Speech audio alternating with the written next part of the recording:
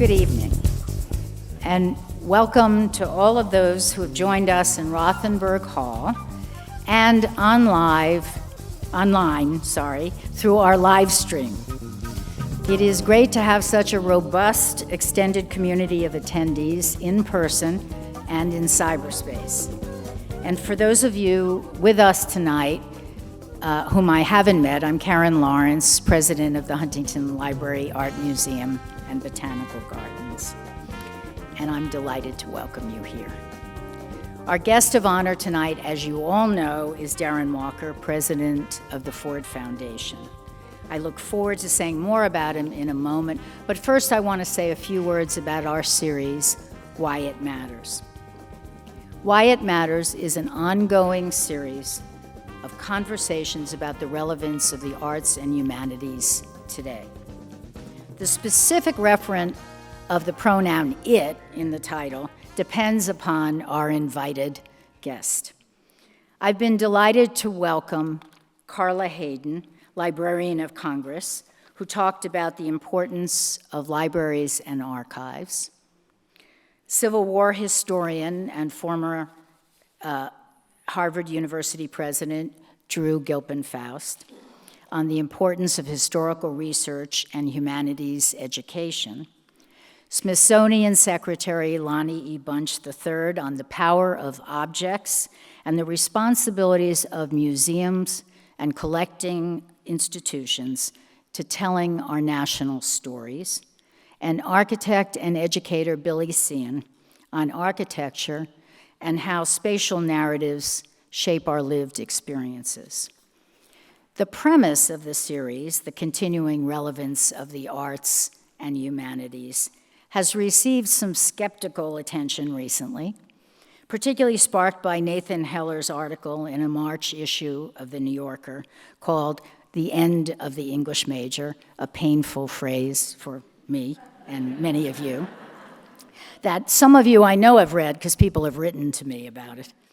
I believe we have very good reasons not to change the title, Why It Matters, to Does It Still Matter? But perhaps we'll touch on this more general topic tonight in our conversation. Tonight, the it in our title is philanthropy, and specifically the relationship between philanthropy and social justice and the health of our democracy. Darren Walker's ideas have been influential in helping to change the very landscape of philanthropy. His book, From Generosity to Justice, A New Gospel of Wealth, tackles this subject head-on, proposing a bold reimagining of Andrew Carnegie's original Gospel of Wealth in 1889, in which philanthropy is wielded as a tool for economic, social, and political justice. Darren Walker's book has been called a recalibration and reimagining of the philanthropic model and a defining manifesto of our era. Darren Walker himself was born in a small rural community in Louisiana and grew up in Ames and Goose Creek, Texas. Yet one of the most consistent commitments that runs through his entire career has been to our nation's cities, chairing the Philanthropy Committee that helped resolve the city of Detroit's historic bankruptcy, overseeing the Rebuild New Orleans initiative after Hurricane Katrina in his former role as vice president of the Rockefeller Foundation, serving as COO of the Abyssinian organization, Harlem's largest community development organization, and more recently co-chairing New York City's Mayoral Advisory Commission on City Art, Monuments, and Markers, a relevant topic today. Dig deeper into his work, and another recurrent theme is the pairing of two words that are usually not connected, philanthropy and innovation. Darren Walker is the recipient of 16 honorary degrees and university awards, including Harvard University's W.E.B. Du Bois Medal. We'll get to all of this and more in our conversation shortly, but before we begin, I hope all of you have received a question card as you came into Rothenberg. And please, as you're listening to the program, feel free to jot down a question. We'll collect them from both our in-person and virtual audiences near the conclusion of the conversation. We want to leave time for questions. Alice Tsai, our wonderful Director of Special Projects, who helped organize this program, will read questions from our two audiences, and we look forward to answering as many as possible in the Q&A. So please, now, help me welcome Darren Walker.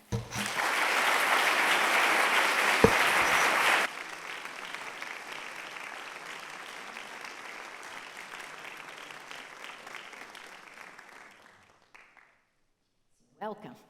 Thank you for welcoming me to this magical place. You didn't tell me or prepare me for the quantity, the quality, the intensity of this place. It's quite remarkable. It's a jewel here in Southern California. It's really,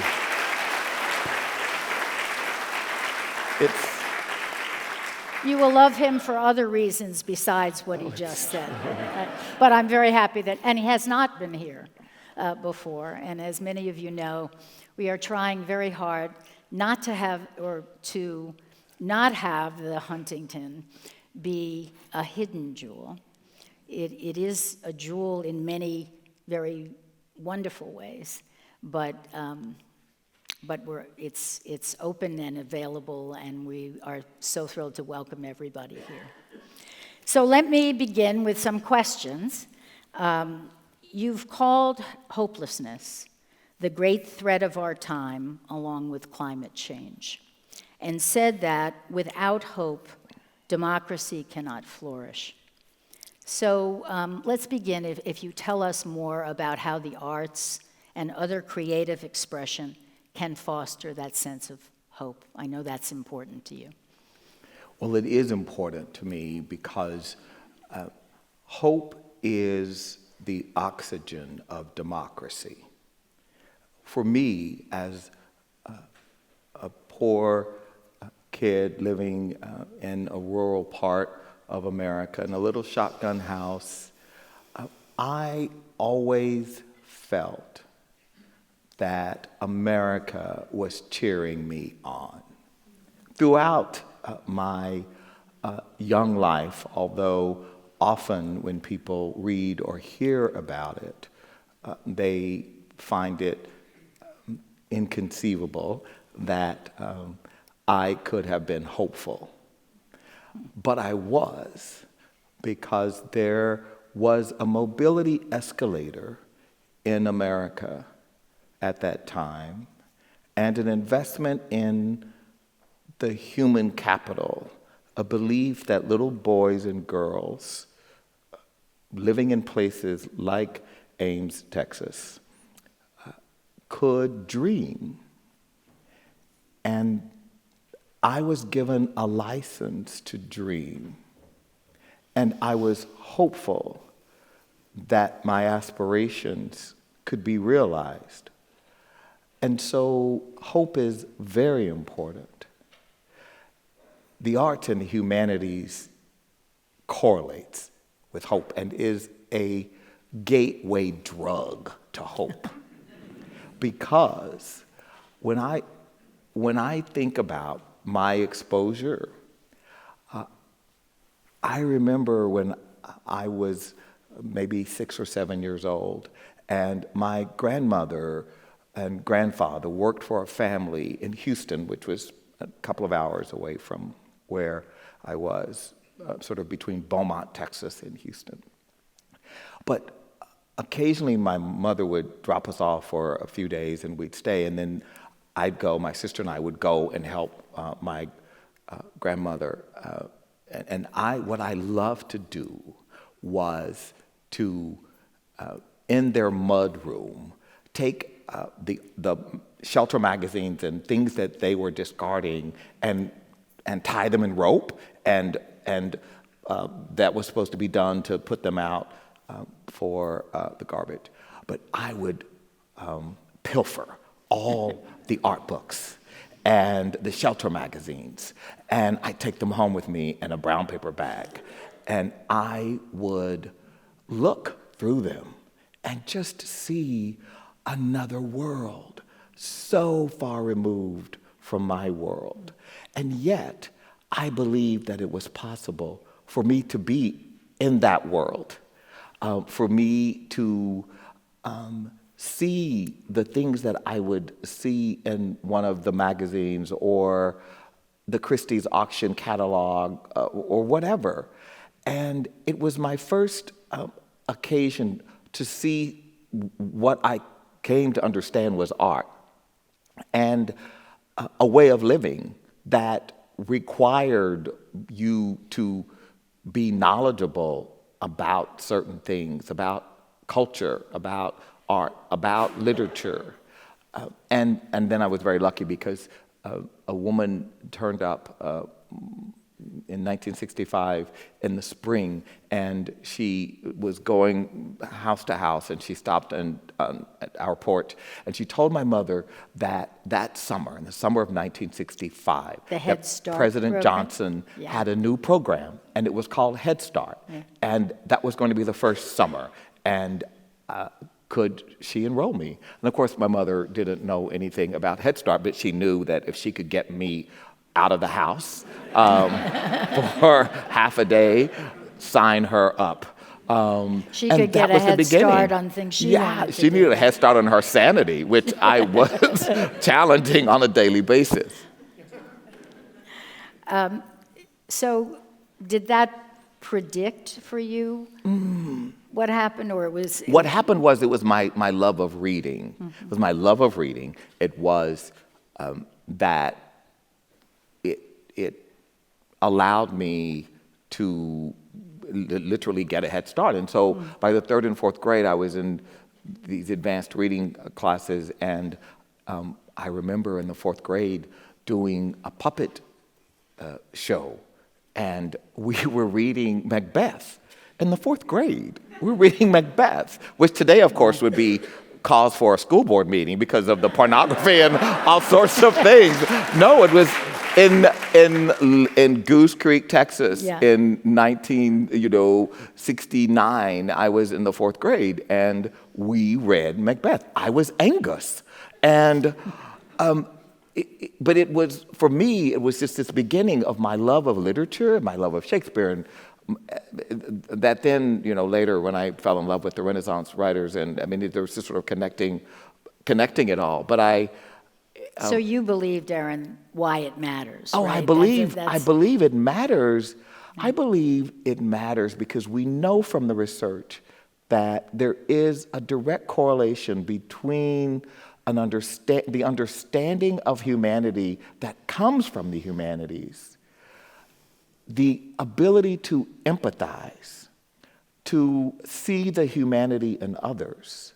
Whenever I hear a leader use crude, vulgar, crass terms to describe other human beings, I know that leader has never sat in front of a beautiful painting and pondered what he was looking at, or read a great poem or a great piece of literature that challenged him to think about the world, or sat through the kind of dramatic work by a Tony Kushner or an Anna Deavere Smith or whomever, and experienced what art can do to transcend you from our core, which is often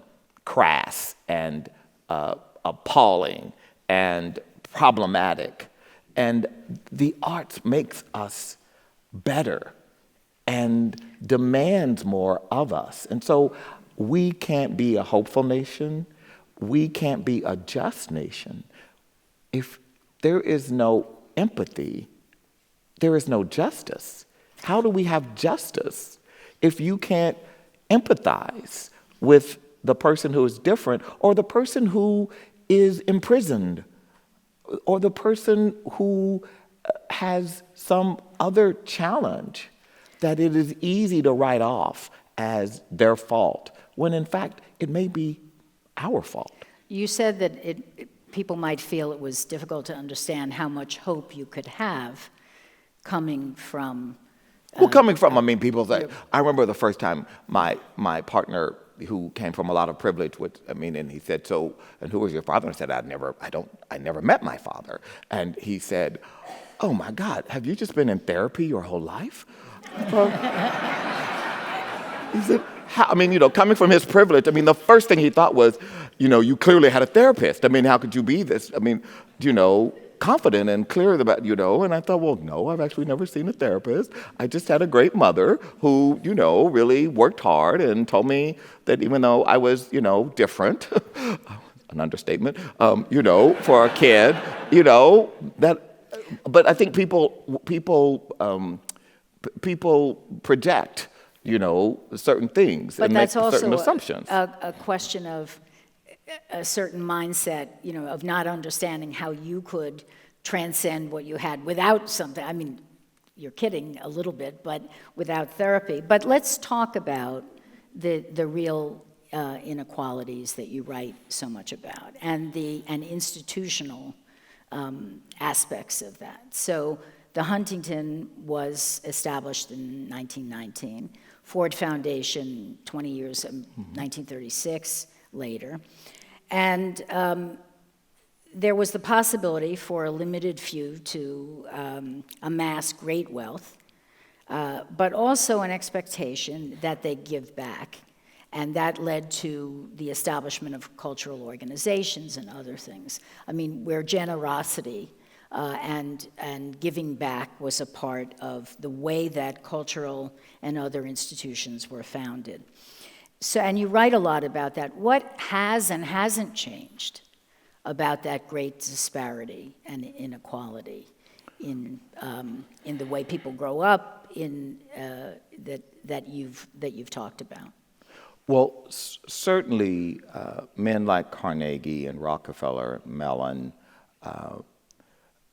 were imbued, and as you mentioned in my book, the central thesis is the power of Carnegie's 1889 essay, in which he wrote about generosity and charity, and he actually popularized the idea of giving back, because Carnegie said, it is now time for me to give back. And so those men believed that inequality was a natural byproduct of the unique skills that God had given them as good Christian men. This was what Carnegie wrote. It's what Rockefeller believed. They did not challenge the system that made them wealthy. They did not challenge, Carnegie and Rockefeller talked about the root causes of many of the problems they were concerned about, like illiteracy or disease, but they never talked about race. But they were radical too, right? So Rockefeller, when he gave the endowment for Spelman College, to create Spelman College and name it in honor of his mother, which of course most people don't know. They think that there's these narratives that Spelman was a runaway slave and who did. She was John D. Rockefeller's mother. And Spelman College was created because of the Rockefeller wealth. It was a radical idea that young black women should be educated in 1918. Now, he didn't believe that those young black women should go to Smith and Wellesley with his daughters, but he did believe that they should be educated in a system that was our own form of apartheid. Right? Right. And so what I found, an obscure, actually it was an essay in which it wasn't even about philanthropy, but in it, Martin Luther King in 1968, a few months before he was died, wrote the following about philanthropy. Philanthropy is commendable, but it should not allow the philanthropist to overlook the economic injustice which makes philanthropy necessary. And so what King was saying was something different. Yeah. Right? So what King was saying was that you philanthropists who are so self-satisfied and feel that after all of the things you've done, it's now time to give back, you should interrogate your own complicity and culpability in the very problems you've named.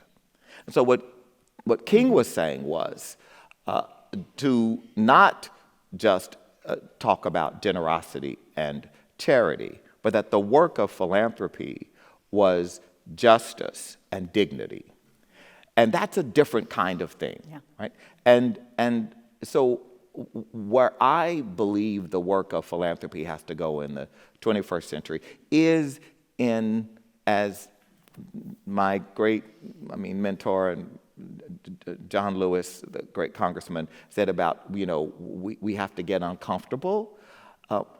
That's what King is saying, is to get uncomfortable. And that's really hard for privileged people to do. The whole idea of privilege is to insulate yourself from the vicissitudes of daily life that most of us have to deal with. Right? It is in fact to say, I've worked hard enough that I don't have to deal with so much of these, right? And I think what we're dealing with today is a time in which institutions like mine, if we are going to be social justice philanthropies, we have to get uncomfortable. And that leads to an interrogation that can be very challenging. How does an institution that is one of the largest funders of ending private prisons, reforming the criminal justice system in its grant making, reconcile investing in prisons through its endowment?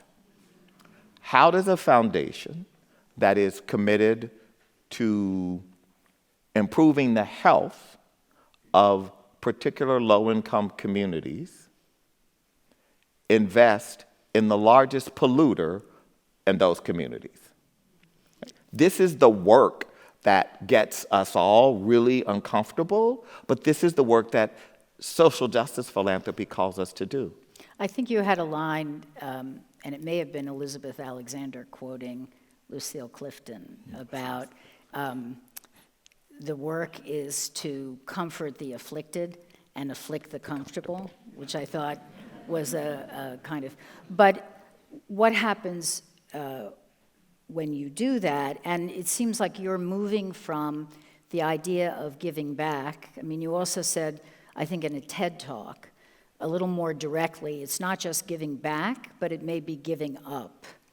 Well, it has to be.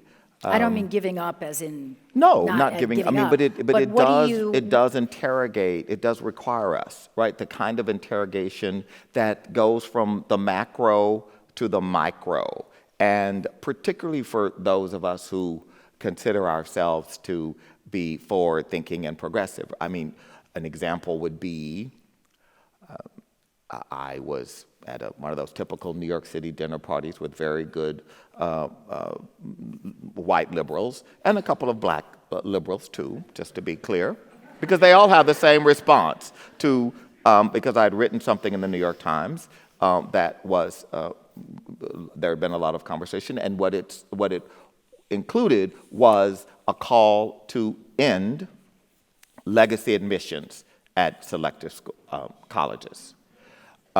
Why in a democracy where mobility is so tied to higher education attainment would there be any tolerance for where your grandfather went to college as a factor in a decision about where you gain admission? Right? Now, this was a table of good, we voted for Obama. They're very, but to a T, when I challenged the group, they sort of looked at there was not one of them who said, because many themselves were graduates of Yale and Harvard and Dartmouth, and not a one of them said, yeah, I think we ought to give up legacy admissions. No, because their kids at Brearley and Groton and all of the schools already are privileged. And so the challenge is what inequality does is it compounds the privilege of the already privileged, and it compounds the disadvantage of the already disadvantaged, right? And so we have these two vectors that are so harmful because it does asphyxiate hope. When the middle-class white guy sitting in Ohio sees that the kids, his son too, has a perfect average, and it is the valedictorian of his school that is a wonderful public school and also has a perfect SAT. And he knows that his son has absolutely no chance of getting into Harvard or Yale. Do you think that's changed, though? No, it hasn't changed. It's gotten worse. No, it hasn't changed. It has not changed at all. We know the data that, just again, speaking on this point of admission, we know the data. The chances of someone like myself, born in the bottom decile, being able to literally go to the top 1% in a lifetime through higher education, that doesn't exist anymore in this country. If you look at the incoming class of most selective and highly selective colleges, the number of low-income students has dwindled and diminished. And the schools are very good about these tricks. You know, you look at the number of blacks and it looks like these are the numbers. And then when you disaggregate, you actually find that 30% are basically rich Africans whose Nigerian and, Ghanaian parents, via British boarding schools, have landed them, at these great schools in America. And so who's being left out? I mean, who's being left out? It's not the thing I worry about, because to those two blacks at this dinner party, I don't worry about their kids. I worry about the kids who they used to be, right? Before they got their big apartments on Central Park West. And I'm less concerned about their kids. But they were a generation ago in a public housing project in Birmingham. And I want those kids to still have hope and dreams and believe that they can be realized. You've talked about, though, your own situation where you did go from being the 1% at the bottom to running a $16 billion foundation and part of the 1%. But so what does it mean to be giving up or help institutions think of how really to do that? I mean, what is it that's given up? One example you've given is legacy admissions. I mean, that would be something that would be a systemic change in how of course, elites but we vote. also have to acknowledge that we have systems that we need to call out for what they are, and we beneficiaries of those systems. I have lived with privilege and without privilege, and there is a big difference.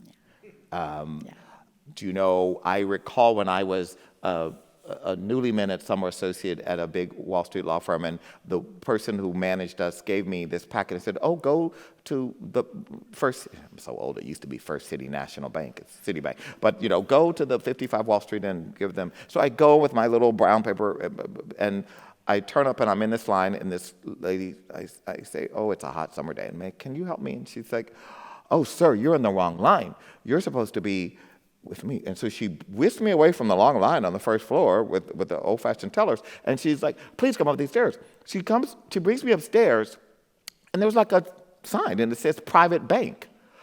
And I go inside, and there's like chandeliers, and there's like people at desks sitting there waiting to help you. And this person says, welcome to the private bank. I thought a bank was a bank. I didn't know that inside the bank there was a private bank. And that in the private bank, you know, you could bounce checks, you could do all kinds of things. No, having grown up in a house where my mother was constantly on the edge from eviction and bouncing checks and all sorts of things, when you live in that kind of, it really messes with your head. And so I see the privilege. Yeah. And so what we have to be willing to give up is some of the way things get designed. Don't get me wrong, I don't have a problem with the private bank. I like my private banker. What I don't think is fair is the tax system that allows me with my private bank and my accountant to figure out these workarounds. And so you buy a co-op and they say, oh, whatever the limit is, I know there's some limit on a mortgage anyway, but it doesn't matter. The point is, whatever it is to get the write-off, your tax benefit, and they say, oh, don't worry about that number. You can take a bigger loan, and there's a way we can show you how to, through a synthetic set of securities, receive the same tax benefit on your total balloon mortgage. So even though technically the person, the middle class person who can only write off whatever it is, there's a whole mechanism for wealthier people. Why does that exist? That shouldn't exist.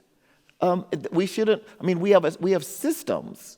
Again, to my point about that benefit, and then we have systems like our criminal justice system, which is designed to incarcerate high levels of black and brown people and poor white people. It is designed, and again, that's not a political statement. Read John Ehrlichman's, the whole history of the creation of the Drug Enforcement Agency, the whole history of Nixon saying we want to criminalize our enemies, hippies, Negroes.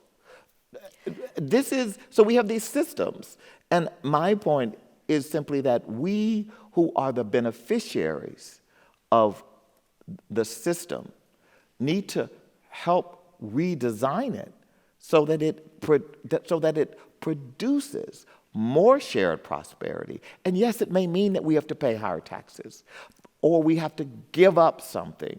But if it's going to help our country survive, why wouldn't we be willing to do that? So you are focusing on the system, and you've said you're a capitalist. I'm absolutely a capitalist. In capitalism, and have written about how it's skewed, how capitalism has skewed wealth and allowed people, not only Carnegie in 1899, but continues to allow that. It's part of what you're saying. Well, I'm saying that capitalism, as it is practiced today, is not sustainable. Okay. Because the opportunity of capitalism is to produce a society with shared prosperity. Obviously, there has to be policy. Capitalism doesn't just exist in a vacuum, in a place. There are things that intersect, right?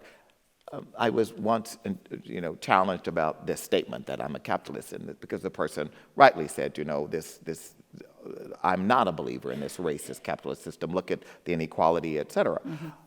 My response to him was that Adam Smith never talked about race. Capitalist theory, there is no indication of race or bias based on color of skin or racist people took capitalism and turned it into what we have. And there were racist policies. So we had a capitalist system of finance of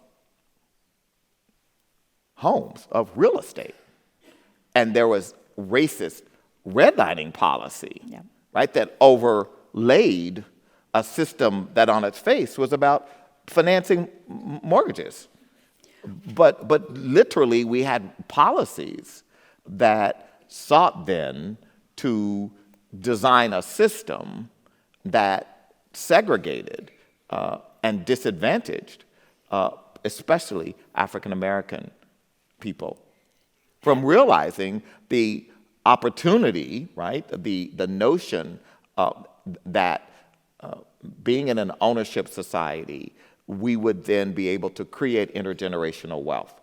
And that is why we do not have in the Black community today the level of assets. How could we? I have a great friend, I remember in college, whose grandfather died and had, spent $20,000 on a house with his GI Bill. And that house was worth $800,000. And, the 4 grandkids each got $200,000, and one of them started a business, the other bought a summer house in the Hamptons. All sorts of things that happened in that family as a result of the intergenerational wealth that was created, but that was not allowed for African Americans. And so today, when people say, there's a dearth of capital, is anyone surprised that there's a dearth of capital to invest in our communities, around small businesses, around home ownership? But you at Ford Foundation are trying to do something about that and working toward doing that. And you also were responsible for helping on a large scale to give money to prevent the bankruptcy of Detroit. And so there are ways that you have built a coalition to intervene. Well, the point about coalitions and philanthropy comes from my own experience at sort of, 2 gold standard foundations, Rockefeller and Ford. But often institutions find it hard to collaborate. My view is that no single philanthropy has the resources to achieve its mission alone. Not the Gates Foundation, not Open Society, not any of us. And yet, often we persist as though we are the only or most important player. We're a drop in the ocean. And so I don't believe we can achieve our goals. So we need to drop the logos and the egos and figure out how to work better together. It's how we were able to acquire the Ebony and Jet publication. Where you worked with the Getty, right, and the MacArthur, Getty, of course, and Mellon and MacArthur. And George Fothery, our great lawyer. It was through that, or the social bond. There are a number of things that we've done during my time, and none of it has been the Ford Foundation by itself, by design, because only through collaboration and better partnership. Let me ask you about giving something up for the Ford Foundation to do. And that is Ford Fellowships that had been given and were given to individuals and also helped to increase the leadership of different institutions and higher education, the diversity of the leadership. And a lot of what you're saying is about systems, and I totally believe that that's the case. I think individuals matter, but systems matter more. And you're focusing on systems. Did Ford stop doing those fellowships, which were to individuals, endowed chairs, other fellowships, doctoral fellowships, in order to shift to systems? Because at a time when higher education feels the lack of resources, that's an important source of funding that's removed. So, absolutely. And so for over 60 years, the foundation was the largest provider in philanthropy of individual PhD and postdoc fellowships. And as I said, 60 years, thousands of people, professors in the academy has clearly been impacted in a positive way. But the original hypothesis was that through the fellowship program, we would transform the leadership of higher education. Mm-hmm. And if we're to be honest with ourselves, that did not happen. And so what we learned was that simply producing more talent would not, without a different kind of intervention. And what we learned was that the barriers to that original hypothesis, yes, was a pipeline, but the pipeline wasn't the issue. The issue was the system of higher education, from governance and the board of trustees to how presidents were chosen to provosts and deanships. And there were systemic ways in which higher education has made it harder for those fellows to advance. And we see this again across other systems. Just producing more Black and brown curators is not going to transform museums. As long as the board, as long as the leadership does not believe, actually, that diversity is a key to unlocking excellence. And so what we have shifted our focus is actually to the question of power in institutions and how to intervene in ways and so the focus, therefore, becomes boards. And so you mentioned that you're really focusing on that as a way. So we're focusing on increasing the number of diverse trustees. Mm-hmm. So when I know from my own experience, I was, sadly, there's no reason to clap. It actually is I was the first Black trustee of the National Gallery of Art in 2019. Really? The National Gallery of Art. Yeah. I can only tell you that I know, and this is a board that only has 5 trustees because of the way Mr. Mellon and Roosevelt set it up. There's only 5 trustees. There were only 2 women. I mean, Sharon Rockefeller and Vicki Sand in its history. And it operated in a way. I know that I or any other person, my background, have had, I see it. And I say this with all humility, because for me, this is not about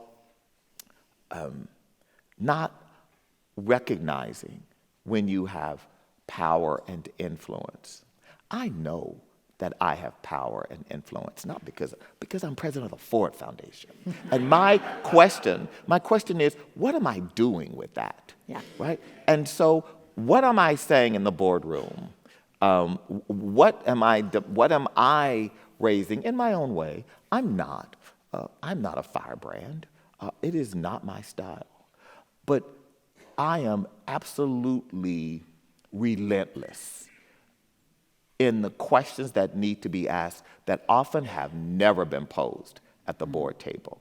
And so when a new trustee comes in and there is a presentation of the next 3 years of exhibitions, and the trustee can raise his hand and say, I have a problem with this presentation, because there does not seem to be the kind of diversity that would mean excellence. It is unfortunate that diversity for some means lowering standards. And it's unfortunate that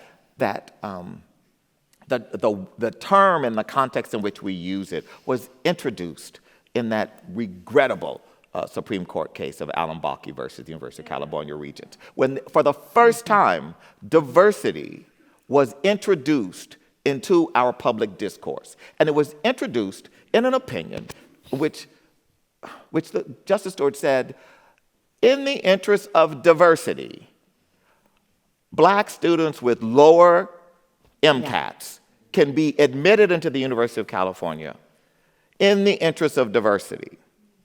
And so are we surprised that today, when you say that, some people, whether they say it or not, believe that? And that's why, for me, it is important to stress both the data and the evidence about diversity correlating with excellence. I can assure you, if you look at any museum, look at any institution of higher education where there is more diversity, I'll just go back to my beloved National Gallery of Art, which had, shows of white men out the wazoo, they were great shows. But having the Afro-Atlantic show, that exhibition was transformational. By every indicator of excellence, critical review, media attention, audience development, revenue, it was off the charts. Yeah. So who would say that diversifying the exhibition program is about lowering standards? I can tell you, it is much more interesting to go to the Metropolitan Museum with Lauren Halsey on the roof than it is to go and see some generic Egyptian set of whatever that is usually installed on the roof of the Met.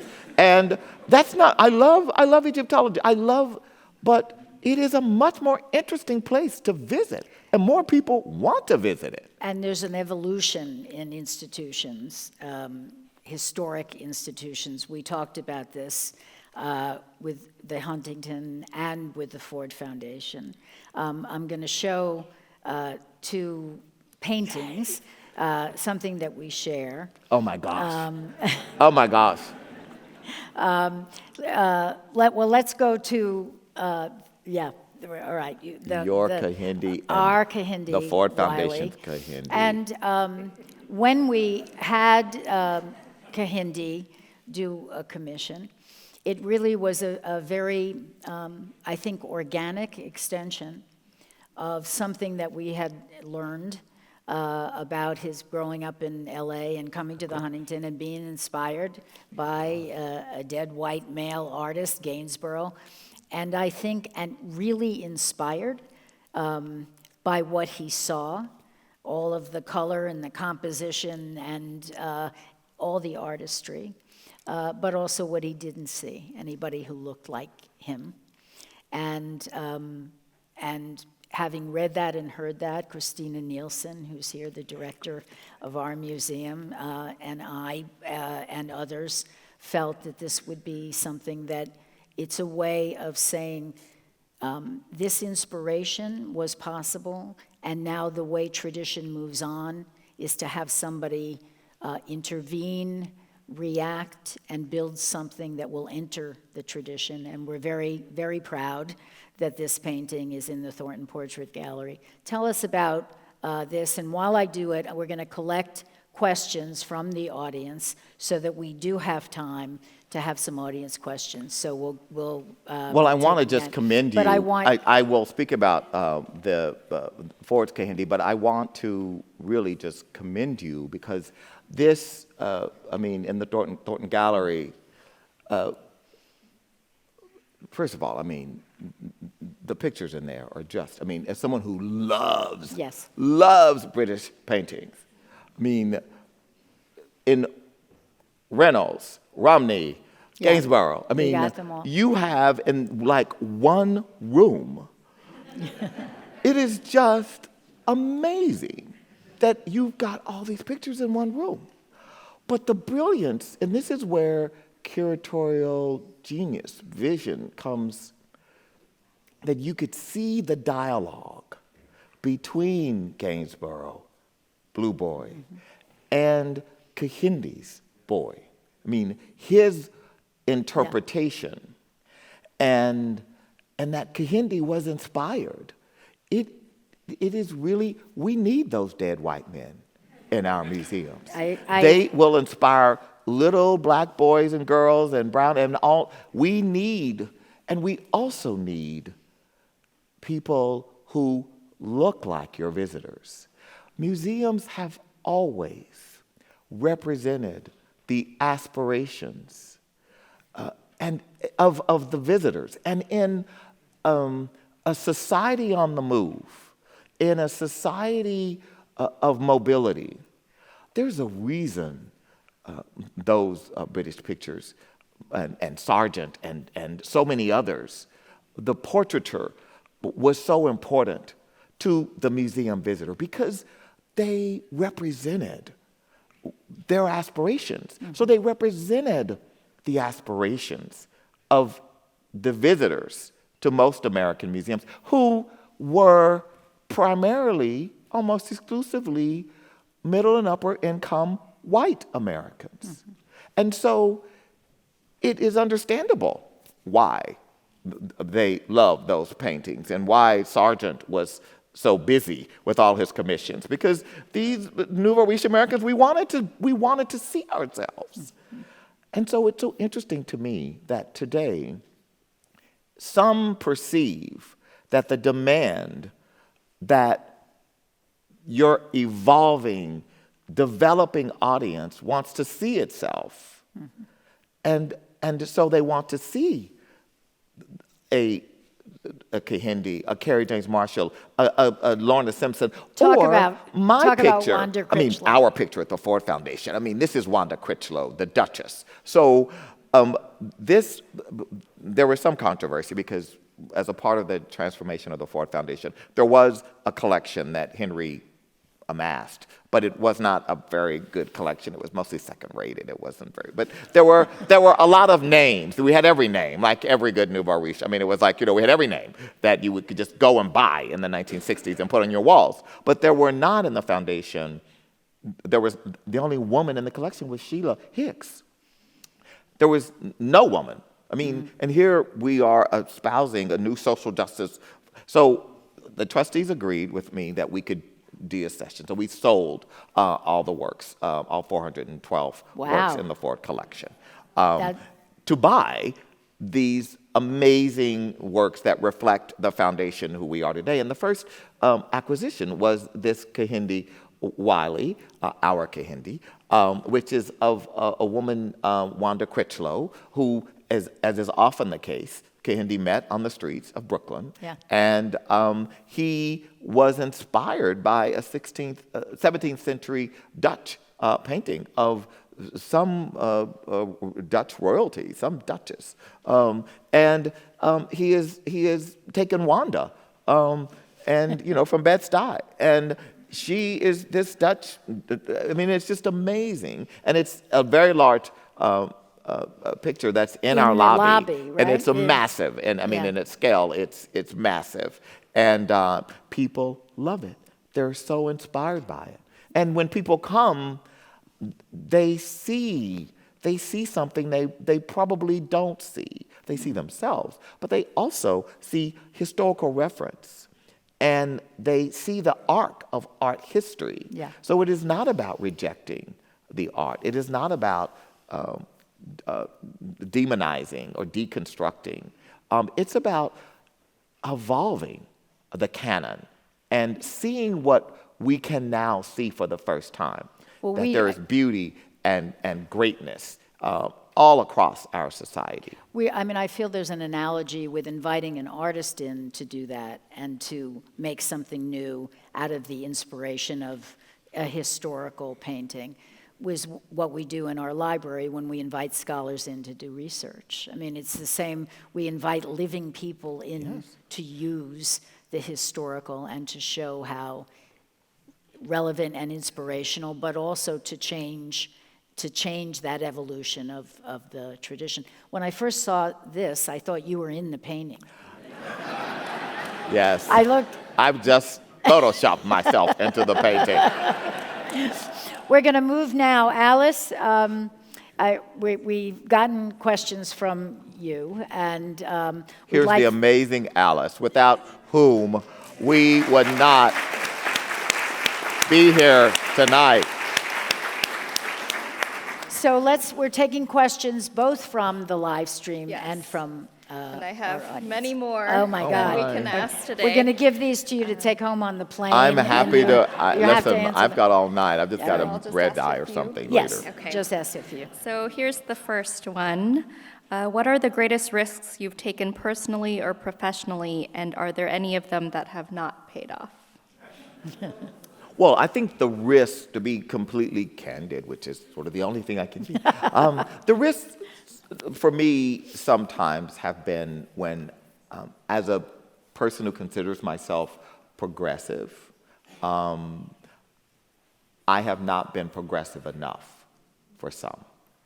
And the risk has been what has happened, which is to create a firestorm because you don't agree to sign a manifesto to abolish police or prisons.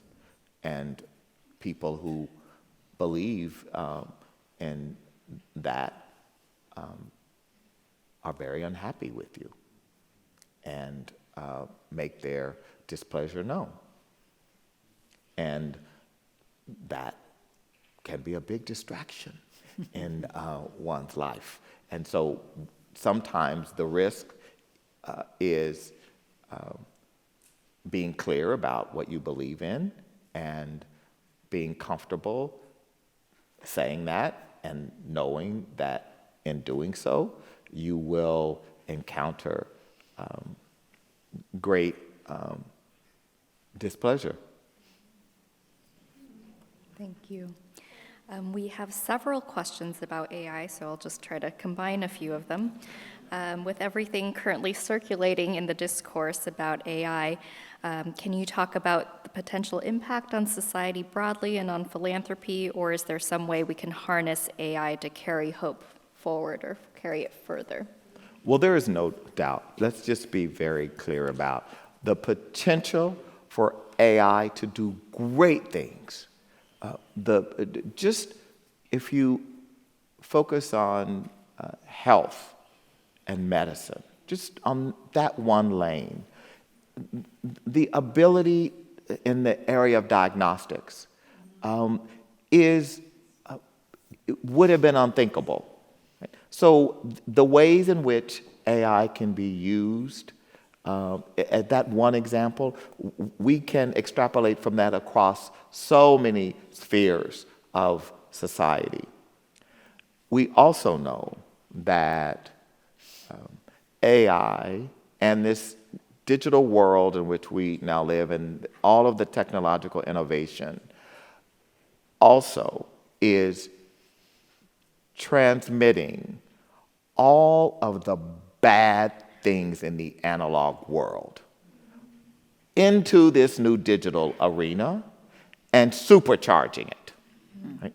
So the ways in which both predictive and generative AI, so just take the predictive, the fact that we now have AI that predicts who should go to jail and who should be pardoned and who should be paroled, who should be hired, who should be given a mortgage. So we also know, and has been acknowledged by industry, that much of the data and information upon which AI is constructed is riddled with all of the bias in the analog world because we're just transmitting these data sets that in the analog Excel spreadsheets, the way data used to be collected, were biased.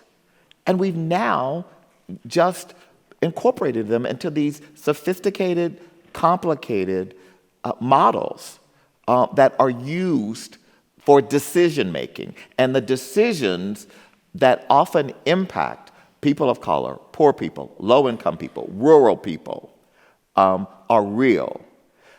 On the generative side, it is frightening when one considers the ease at which it will be possible to spread misinformation and disinformation, to create.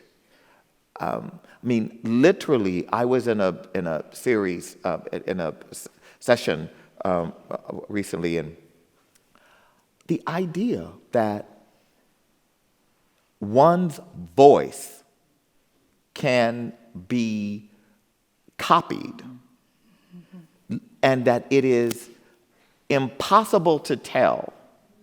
So your child's voice is on the other end of the phone, and it is telling you that they're about to commit suicide or that they are going to do something bad.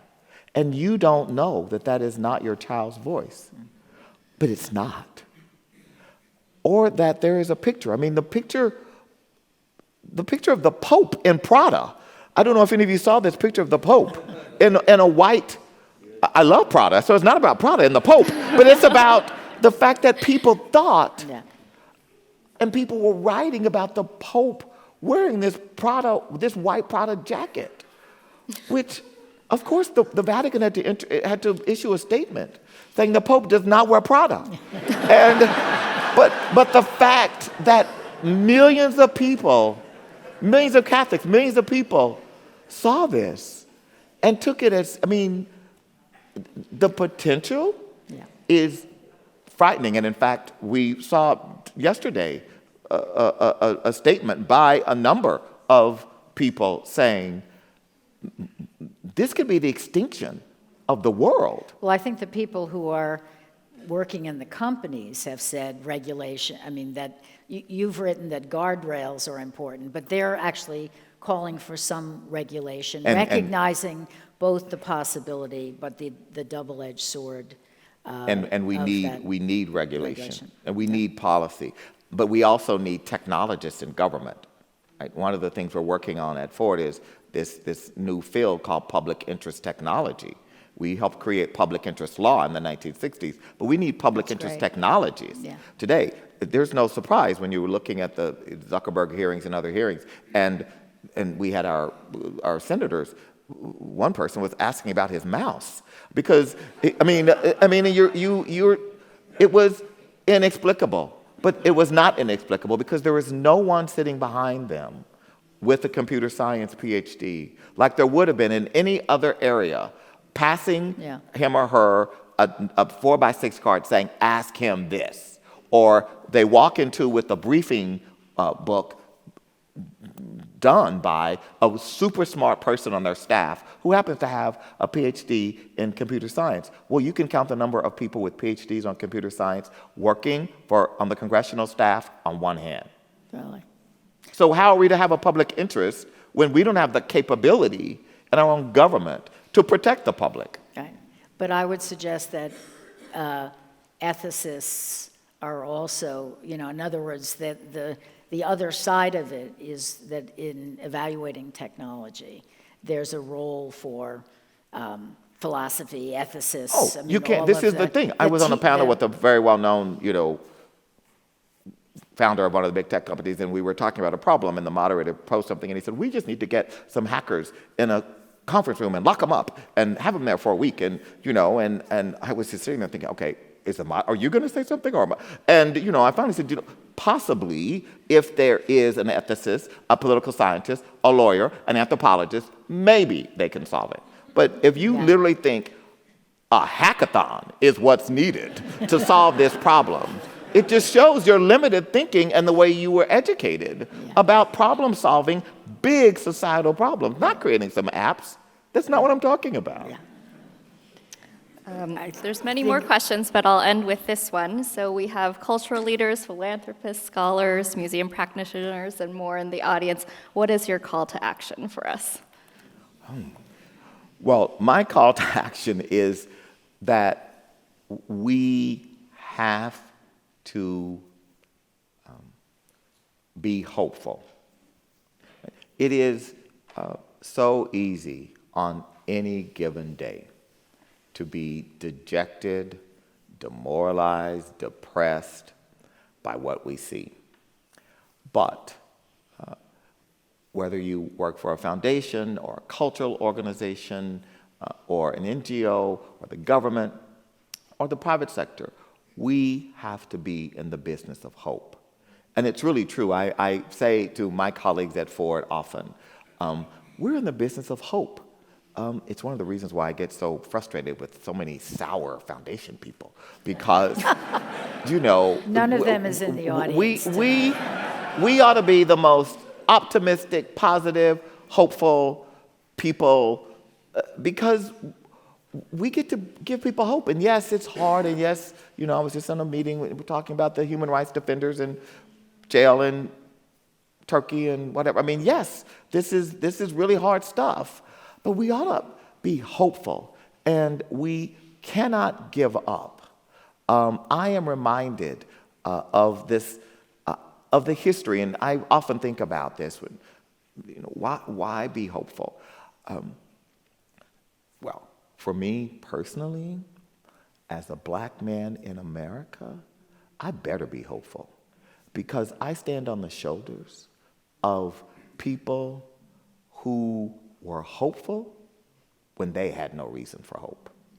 Frederick Douglass had no reason for hope, and yet he was hopeful for America. When I think about what Fannie Lou Hamer went through, the beatings, the forced sterilization, and yet that woman walked the dirt roads of Mississippi carrying an American flag, knowing that in her lifetime she would never experience justice, and yet she remained hopeful. And, you know, Langston Hughes, my favorite, yeah, great American patriotic poet, wrote in 1932 a poem called "Let America Be America Again." And in the first stanza, he says, "Let America be America again. America never was America to me."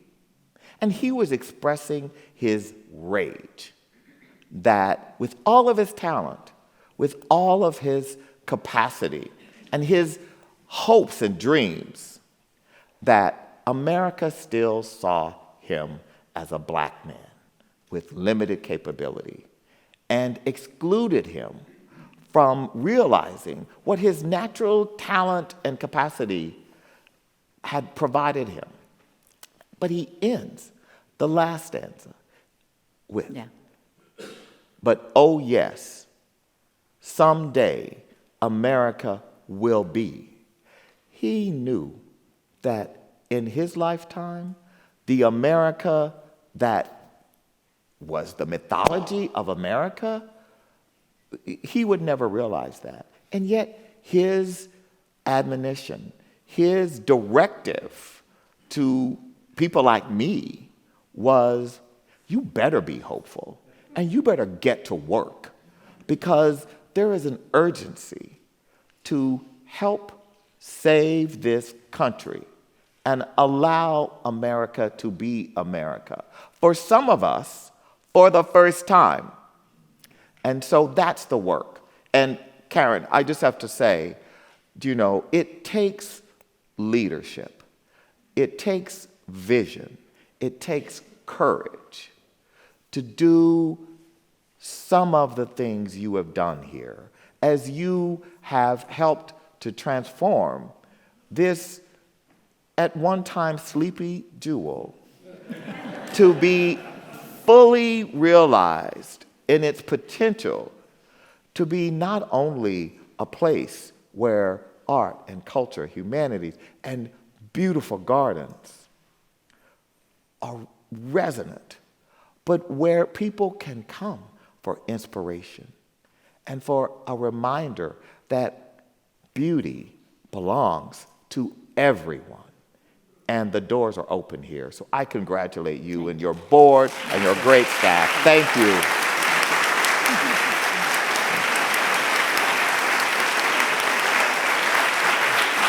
Thank you.